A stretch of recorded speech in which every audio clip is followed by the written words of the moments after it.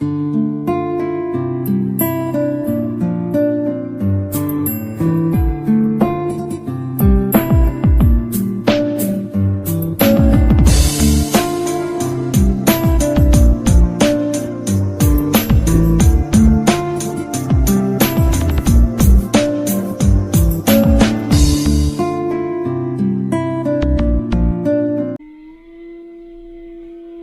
friends, I am Dr. Umesh Bansod from the Department of English, J.M. Patel College, Bandara, Maharashtra.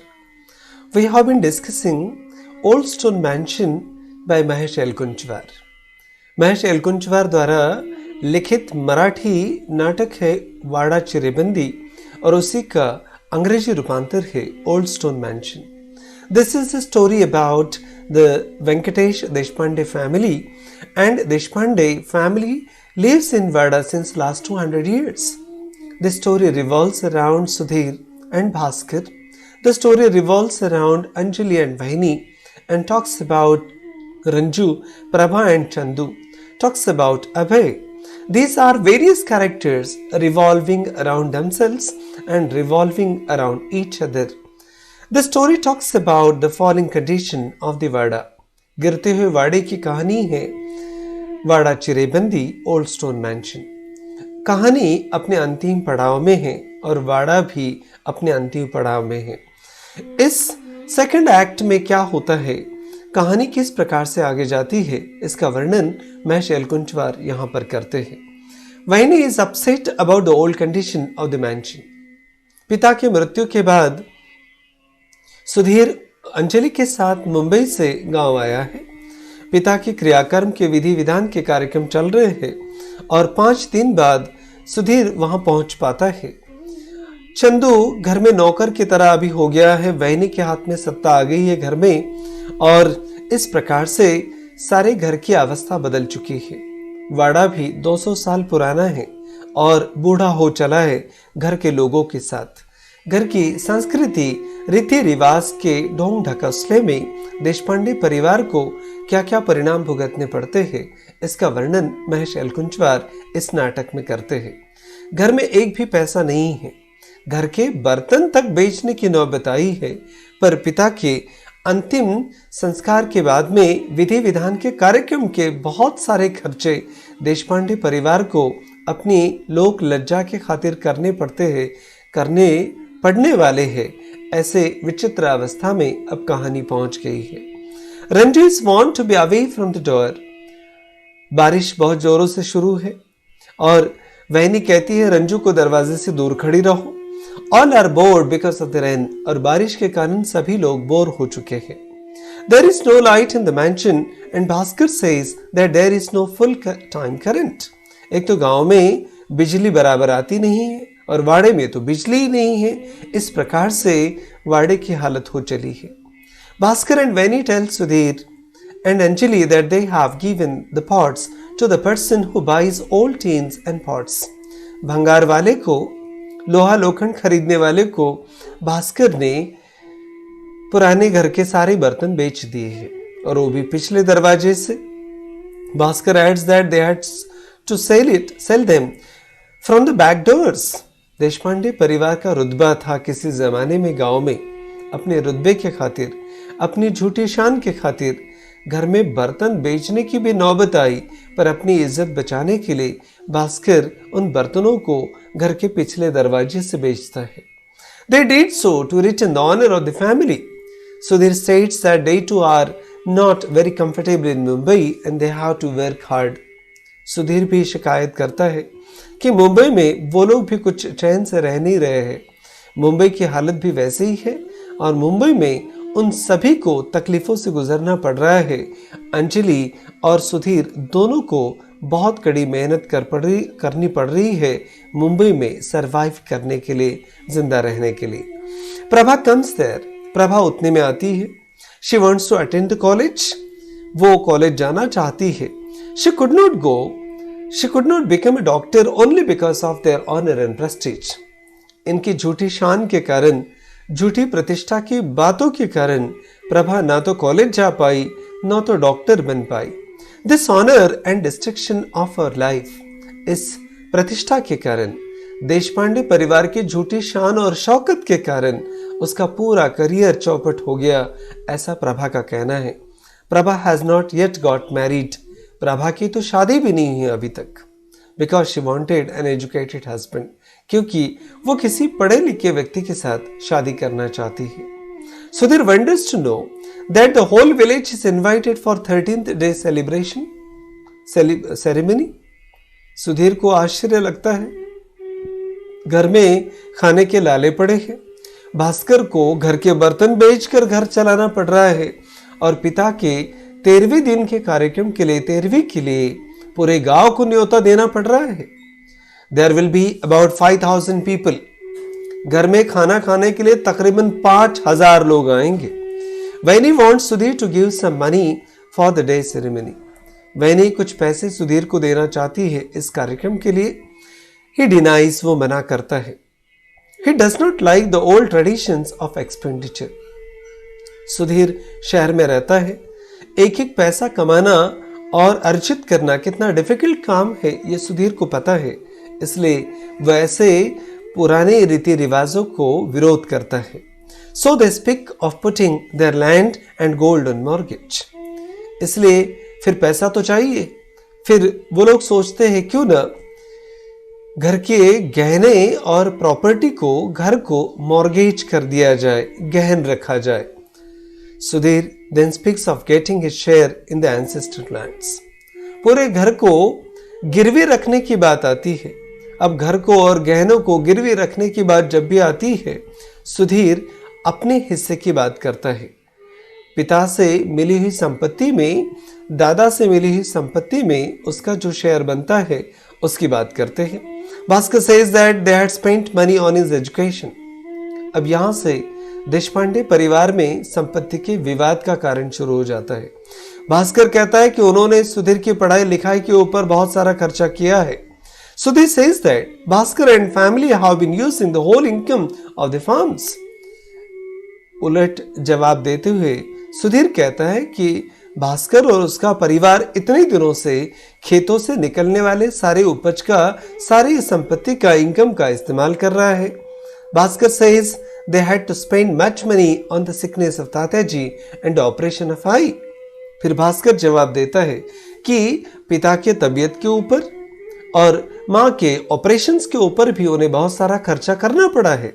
Similarly, they had to spend money in the government office for division of the farm for farmers. और जमींदार थे, बहुत सारी पुश्तैनी जमीनें उनके पास थी, तो सरकार ने जैसे ही जमींदारी कानून को खत्म कर दिया तो जो भी खेती है वो गरीब किसानों में बांटनी पड़ी जमींदारों को। इससे संबंधित केसेस के लिए भी भास्कर को कोर्ट कचहरी में, गवर्नमेंट ऑफिसेस में पैसा खर्चा करना पड़ रहा है। Being non-Brahmins, they all try to give decisions against them. Bhaskar का कहना है कि सारे लोग नॉन ब्राह्मण से और ब्राह्मण के खिलाफ शायद उन्होंने फैसला सुनाना तय ही कर लिया है। Out of 7 houses of Brahmins, 3 have left the village. और ऐसा लग रहा है कि अभी ब्राह्मण परिवार को जीना भी मुश्किल होने वाला है। गांव के सभी तकरीबन ब्राह्मण्स गांव छोड़कर जा रहे हैं। साथ ही परिवार ब्राह्मण परिवार गांव में रहते हैं, उसमें से 3 परिवार तो गांव छोड़कर जा चुके हैं। Out of the remaining 4, 1 is teacher. और जो बच्चे कुछ 4 घर है उसमें से एक टीचर है एंड 2 अदर प्रीस्ट और 2 तो पंडित है। All are under the burden of the loans, और सभी के सभी लोग कर्जे में दबे हुए हैं। वर्तमान परिस्थिति ब्राह्मण परिवार की गिरती हुई हालत और धराशायी होती हुई उनकी आर्थिक व्यवस्था की बात भी महेश एलकुंचवार इस नाटक के द्वारा करते हैं। The Deshpandes themselves are big family with a big lawn. अब देशपांडे परिवार भी एक बड़ा परिवार है, पर परिवार बड़ा है तो उनके ऊपर कर्जा भी बड़ा है। People of other castes did various works and prospered in life. ये एक बहुत अहम बात है, इंपॉर्टेंट बात है जो महेश एलकुंचवार यहाँ पर करते हैं।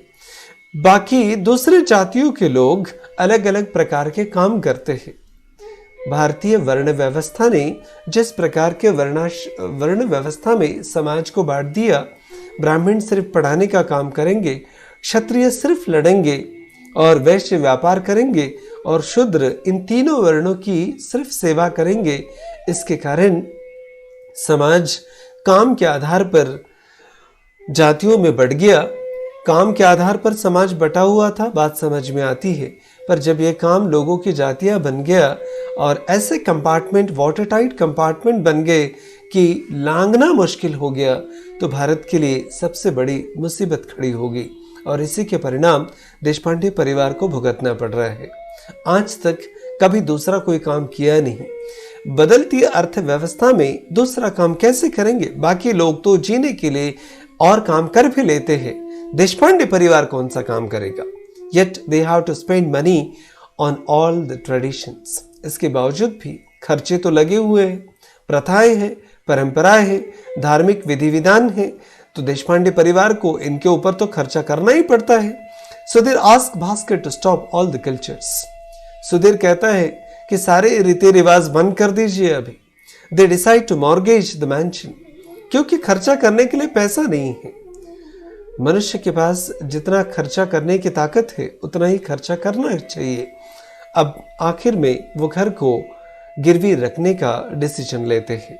देशपांडे परिवार को, गांव के सबसे बड़े परिवार को, घर भी गिरवी रखना पड़ रहा है। The part in which Bansilal has started his shop is to be put on mortgage. फिर घर का कौन सा हिस्सा गिरवी रखा जाए? तो बंसीलाल जिस घर के हिस्से में किराना दुकान लगाए बैठा है, घर के लोग डिसाइड करते हैं कि इस हिस्से को गिरवी रख दिया जाए। Bansilal wishes to buy it, पर बंसीलाल की इच्छा है, वो तो व्यापारी है, वो इस हिस्से को खरीदना चाहता है। Sudhir agrees to sell it, Sudhir तो उस हिस्से को बेचने के लिए भी तैयार है। भास्कर डिनाइज फॉर ऑनर, पर भास्कर अपने प्रतिष्ठा का सवालिया निशान यहां पर खड़ा करता है, प्रतिष्ठा का प्रश्न यहां पर उपस्थित करता है। देशपांडे परिवार के प्रतिष्ठा के खिलाफ है, बोले कि वो घर का हिस्सा बेचेंगे।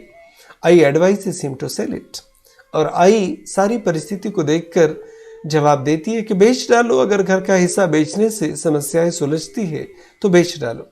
She does not need it, और मुझे वैसे भी उस हिस्से की जरूरत नहीं है, ऐसी आई कहती है। प्रभा ब्लेम्स बोथ, प्रभा दोनों को दोष देती है। However, Chandu asks them to sell the land of 4 acres which will be his share. Chandu बीच में जवाब देता है कि उसके हिस्से में आने वाली जो 4 एकड़ जमीन है, आप लोग उसे बेच दीजिए। रंजू फील सिक, रंजू को इन सारी बातों से परेशानी होने लगती है। Parag wishes Sudhir to take him to Mumbai, Parag की इच्छा है कि वो चाचा के साथ मुंबई चला जाए। All becomes ready to sleep, और फिर रात हो जाती है, सब सोने के लिए तैयार हो जाते हैं। Anjali and Sudhir speaks about Ranju's odd behaviour.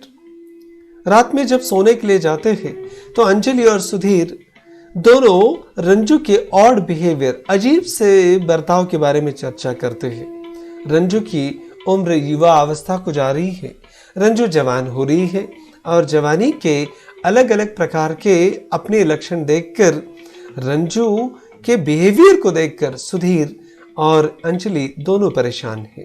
Then they speak about whether Parag should be taken to Mumbai. Ranju के अलग से अजीब से बर्ताव के बारे में तो चर्चा करते हैं, फिर चर्चा करते हैं क्या पराग को मुंबई ले जाएंगे। They also wish to take Chandu और आई टू मुंबई। उनकी दोनों की इच्छा है कि वो चंदू और आई को भी मुंबई ले जाए।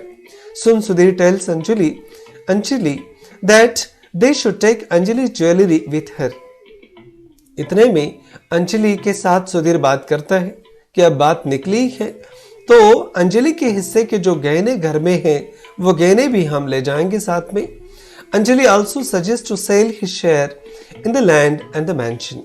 फिर अंजलि कहती है कि अब पिता की मृत्यु के बाद शायद आना होता है, नहीं होता है गांव में, तो उनके हिस्से में जो भी खेती आएंगी या घर का हिस्सा आएगा उसे भी बेच डालते हैं। They do not come there for years and Abhay would not like to come there.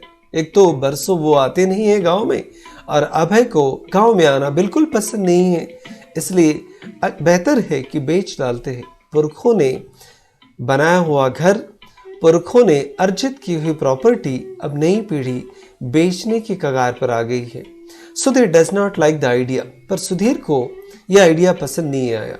He would have the right to come there whenever he wished. Sudhir चाहता है कि जब भी वो कभी मन करेगा अपने गांव वापस आएगा, रहने के लिए कम से कम एक मकान तो अपना गांव में रहना चाहिए। इसलिए सुधीर इस बात का विरोध करता है। Ranju weeps as they are going to stop her tuition of English. Ranju रोना शुरू करती है क्योंकि जैसे उसके ट्यूशन घर के लोग रोकने वाले हैं, उसे टेंशन आ जाती है।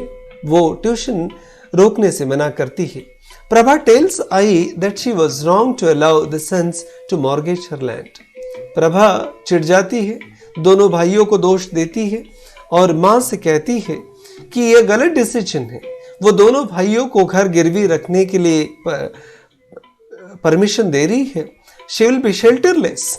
अगर घर गिरवी रख दिया जाए, घर अगर कल ये लोग छुड़ाने में नाकामयाब रहे तो वो तो घर से बेघर हो जाएगी, घर जब्त हो जाएगा और प्रभा का उतना ही अधिकार है इस घर पर।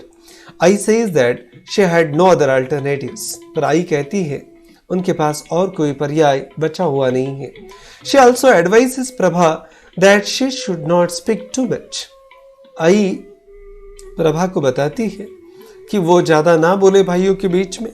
Henceforth the power is with वैनी, क्योंकि इसके बाद में सत्ता तो वैनी के हाथ में है। Prabha calls all selfish। Prabha भाई को, दोनों भाइयों को, घर के सभी सदस्यों को स्वार्थी कहती है। I is worried about Chandu. आई को चंदू की चिंता सताए जा रही है। She also agrees that they did not allow Prabha to study. She too has to get married। अब आई को चिंता प्रभा की शादी की भी है। पढ़ाई छोड़ दो बोले, अभी शादी की चिंता है। Aai says that the key is with her brother and so the gold. Aai कहती है कि चाबियां तो अभी भास्कर के पास है और इसका मतलब है कि सारा गोल्ड भी उसी के पास है, परिवार का सोना भी उसी के पास है, गहने भी उसी के पास है।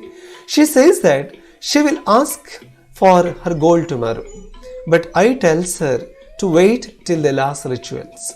प्रभा को इंतजार है कि वो भाई से अपने कम से कम हिस्से के गहनों की बात करे, पर आई उसको मना करती है। कम से कम घर में 13वीं का कार्यक्रम हो जाने दे बोले, बाद में हम बात करेंगे। Prabha says that she will sell the gold and put the money in the bank। Prabha कहती है कि वो गहने बेच देगी और अपने हिस्से का पैसा कम से कम बैंक में रखेगी। She will go to Amravati for further studies and take the job side by side। Prabha कहती है कि बैंक में पैसे रखेगी और अमरावती चली जाएगी, अपनी पढ़ाई भी करेगी और साथ ही साथ वो नौकरी भी ढूंढ लेगी अपने लिए। देशपांडे परिवार की लड़कियां किसी भी काम के लिए वाड़ा के बाहर भी कदम नहीं रखती। पिता के मृत्यु के बाद में प्रभा के सामने अलग समस्या आन खड़ी पड़ी है। भाई घर बेचने के लिए उतावले है। प्रभा को अपने पढ़ाई की चिंता है, माँ को प्रभा की शादी की चिंता है और चंदू की चिंता है। पूरी चिंताओं से वाड़ा घिर गया है। When he talks to Bhaskar about Chandu that he is mourning because his leg is hurt, Sudhir should take him to the doctor.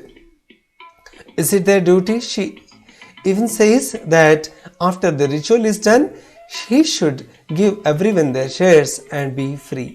वैनी एक सजेशन देती है भास्कर को कि हमारी जिम्मेदारी है घर के बड़े होने के कारण कि सभी लोगों को उनका शेयर दे दिया जाए और हम अपनी जिम्मेदारियों से मुक्त हो जाए। Bhaskar says that he will tell Sudhir that Tatya ji has sold all the gold। Bhaskar यहाँ उसके दिमाग में अलग आइडिया चल रही है। वो वैनी से कहता है कि वो बता देगा कि तात्या ने सारा सोना बेच दिया है। शायद भास्कर के मन में ये विचार है कि सारा सोना वो हड़प ले। वैनी wants him not to take anybody's curse on himself। पर वैनी उन्हें चेतावनी देती है कि किसी का भी श्राप अपने ऊपर ना ले। Bhaskar says that he puts all the gold under his pillow every night। हर रोज वो तकिए के नीचे पूरा सोना लेकर सोता है। He shows it to Waini and tells her to wear them। सोना वो वहनी को दिखाता है और वहनी को वो सब गहने पहनने के लिए लगाता है। She declines as they are mourning. Vahini इनकार करती है, अभी तो पिता की मृत्यु का शोक चल रहा है, तेरहवीं भी नहीं हुई है। और भास्कर कहता है कि गहने पहन कर देखो। But he forces her to wear, she wears and she looks mistress of the wealth. सारे गहने वहनी पहन लेती है और किसी संपत्ति के देवता की तरह वो लगती है। वहनी sees herself in the mirror and says that she feels as if her ancestors' women are looking at her admiringly, and she feels blessed to be a link in this line of the ancestors. वहनी जब आईने में देखती है तो ऐसा लगता है कि घर के सारे पूर्वज स्त्रियां उसे आईने में देख रही है और उसे गर्व महसूस होता है कि वो देशपांडे परिवार का एक हिस्सा है। Parag's wife will wear these ornaments in the future. वो कहती है कि इन सारे गहनों को पराग की शादी होने के बाद उसकी पत्नी पहनेगी। When he takes off each ornament and closes the box, सारे गहने उतारकर एक बक्से में, एक डिब्बे में वहनी रख देती है। She tells Bhaskar to put it in Pooja's room and give each one his share the next day. वहनी के विचार अच्छे हैं। भास्कर तो हड़पना चाहता है, पर वहनी कहती कि कल पूजा के समय ये सारे गहने पूजा के घर में रख दो और सभी का उनका शेयर जो है, हिस्सा जो है, दे दो। दादी स्टार्ट शॉटिंग वेंकटेश नेम। दादी इतने में जोर जोर से वेंकटेश के नाम से पुकारना शुरू करती है। आई वेंकटेश के जाने के बाद दुख में है। आई के साथ साथ दादी को पता ही नहीं है कि अपने पुत्र का निधन हो गया है। And ask why he took her so far, she does not want to live any more. दादी कहती है कि क्यों छोड़कर वो गया है और वो यहाँ अब जीना नहीं चाहती।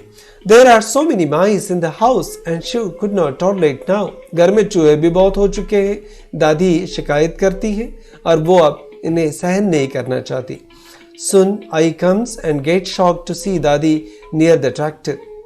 इतने में आई वहां पर आती है। दादी को ट्रैक्टर के पास देखकर वो भी चौंक जाती है। She tells Chandu to lift her and ask how she has come so far. आई को आश्चर्य होता है क्योंकि दादी को दिखता भी नहीं है।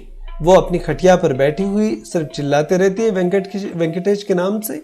वो चंदू को पूछती है कि दादी यहाँ पर आई कैसे चलते हुए। वो दादी को उठाकर खटिया पर ले जाने की बात करती है। दादी says that she saw Venkatesh. दादी को अपने आभास होने लगे हैं। वो कहती है कि उसने वेंकटेश को देखा है। I get scared. आई को डर लगने लगता है। And she talks in the darkness to her husband, folding her hands to forgive all of them if they had made any mistakes. Aai को डर लगने लगता है कि वेंकटेश की आत्मा तो घर में नहीं है। वो हाथ जोड़कर अपने पति को विनती करती है कि अगर कुछ गलतियां उनके हाथ से हो गई हो तो माफ कर दे। She pleads him not to trouble anyone. और वो अपने मरे हुए पति से, उसकी आत्मा से विनती करती है कि वो किसी को भी घर में परेशान ना करे। If he has some unfulfilled wish they will fulfil it. अगर उनकी कोई अधूरी इच्छा है, अगर वो माँ को देखते हैं तो शायद कोई अधूरी इच्छा रही होंगी। तो आई वचन देती है कि उनकी सभी इच्छाएं वो पूरी करेंगी। But she pleads not to let his heart linger behind his gone where it belonged. पर वो विनती करती है कि उनका दिल, उसका मन इसके इर्द गिर्द ना घूमने दे घर के। Chandu says Prabha has not opened her door for 4 days। Chandu अब नई शिकायत लेकर आया। प्रभा ने 4 दिनों से घर का दरवाजा ही नहीं खोला। बोले सुधीर एंटर्स विद रंजू। सुधीर रंजू के साथ आता है। It seems that Ranju had run of with her teacher. अब रंजू घर में दिखाई नहीं देती और सबको लगता है कि रंजू कहीं उस इंग्लिश टीचर के साथ भाग गई है। Bhaskar ask about the fellow. Bhaskar उस टीचर के बारे में पूछता है। Sudhir says that he ran off with the ornaments. Sudhir बताता है कि सारे गहने लेकर रंजू उस इंग्लिश टीचर के साथ भाग गई है। Sudhir has filed a complaint against him. Sudhir शिकायत दर्ज कराता है पुलिस के पास में। देशपांडे परिवार की लड़की जो घर के दहलीज के बाहर भी कदम नहीं रखती थी, अंग्रेजी टीचर के साथ भाग गई है। Bhaskar whips Ranju and she screams. He keeps hitting her. पर किसी न किसी तरीके से सुधीर उसको ढूंढ कर लाता है। एक लॉज में वो रहते हैं और वहाँ से वो उसे पकड़ कर लाता है। जैसे ही सुधीर रंजू को लेकर घर में आता है, वैनी और भास्कर उसे डांटते हैं। भास्कर तो उसे मारता भी है। ही कीप्स हिटिंग हर, वो मारना शुरू ही रखता है। Vaini stuffs the end of her sari in her mouth to stop herself from screaming. Parag clings to Sudhir tightly. Sudhir को ये सारी परेशान करने वाली घटनाएं आंखों के सामने दिखती है। Afterwards Bhaskar throws down the whip and cries. Bhaskar अंत में खुद ही रोना शुरू कर देता है। वैनी को भी रंजू की इस हरकत से रोना आता है। He goes out to the veranda. Ranju goes up to the mirror to see how she looks. Ranju भाग तो जाती है टीचर के साथ। सुधीर पकड़ कर लाता है। घर की इज्जत बचाने के लिए पुलिस में कंप्लेंट नहीं करते देशपांडे परिवार। और भास्कर इस बात से दुखी होकर रोना शुरू कर देता है। घर में एक मातम तो चल रहा है, दूसरा मातम शुरू हो गया है। पर रंजू को इस बात से फर्क नहीं पड़ता। रंजू आईने के सामने जाकर देखती है कि वो अब दिखती कैसी है। Bhaskar thanks Sudhir for what he has done. Bhaskar शुक्रिया अदा करता है सुधीर का कि अच्छा किया कि वो रंजू को वापस ले आया।